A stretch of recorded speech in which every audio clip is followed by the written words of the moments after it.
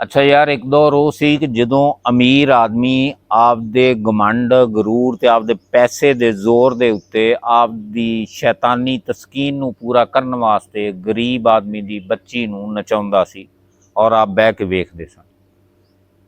ਉਹ ਭਾਵੇਂ ਕੋਠੇ ਤੇ ਸੀ, ਭਾਵੇਂ ਕਿਸੇ ਵੀ ਮੁਜਰੇ ਦੇ ਵਿੱਚ ਸੀ, ਕਿਸੇ ਸ਼ਾਦੀ ਗਮੀ ਖੁਸ਼ੀ ਦੇ ਵਿੱਚ ਸੀ। ਔਰ ਅੱਜ ਇੱਕ ਜਣੀ ਨੱਚਣ ਡਈ ਆ, ਦੂਜੀ ਉਹਦੀ ਵੀਡੀਓ ਬਣਾਉਣ ਡਈ ਆ। ਕੱਲ੍ਹ ਨੂੰ ਮੀਡੀਆ ਦੇ ਉੱਤੇ ਹੁੰਦੀ, ਟਿਕਟਾਕ ਦੇ ਉੱਤੇ ਦੇਖ ਲਓ, ਫੇਸਬੁੱਕ 'ਤੇ ਦੇਖ ਲਓ, ਇੰਸਟਾਗ੍ਰਾਮ ਦੇਖ ਲਓ, ਯੂਟਿਊਬ ਦੇ ਉੱਤੇ ਦੇਖ ਲਓ।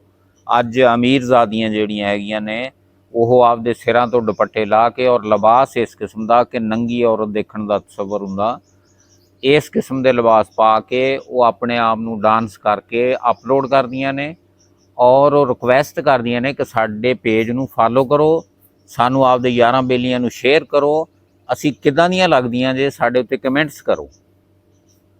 ਇਹ ਸਾਰਾ ਕੁਛ ਪੈਸੇ ਦੀ ਹਵਸ ਦੇ ਵਿੱਚ ਕੀ ਕੁਛ ਹੋ ਰਿਹਾ, ਕੀ ਕੁਛ ਨਹੀਂ ਹੋ ਰਿਹਾ, ਸੋਚ ਨਹੀਂ ਸਕਦਾ ਬੰਦਾ।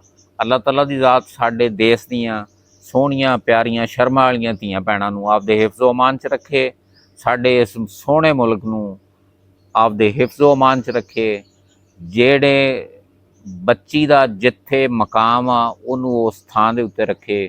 ਦੁਪੱਟਾ ਜ਼ੀਨਤ ਆ, ਲਿਬਾਸ ਜ਼ੀਨਤ ਆ, ਲੇਕਿਨ ਉਸ ਹਿਸਾਬ ਦੇ ਨਾਲ ਦੁਪੱਟਾ ਲਵੋ, ਉਸ ਹਿਸਾਬ ਦੇ ਨਾਲ ਲਿਬਾਸ ਦੇ ਵੇਤਨ ਕਰੋ ਕਿ ਕਿਸੇ ਨੂੰ ਇਤਰਾਜ਼ ਨਾ ਹੋਵੇ। ਅੱਲਾਹ ਤੁਹਾਨੂੰ ਖੁਸ਼ ਰੱਖੇ, ਹੱਸਦੀਆਂ ਵਸਦੀਆਂ ਰਹੋ, ਆਬਾਦ ਰਹੋ।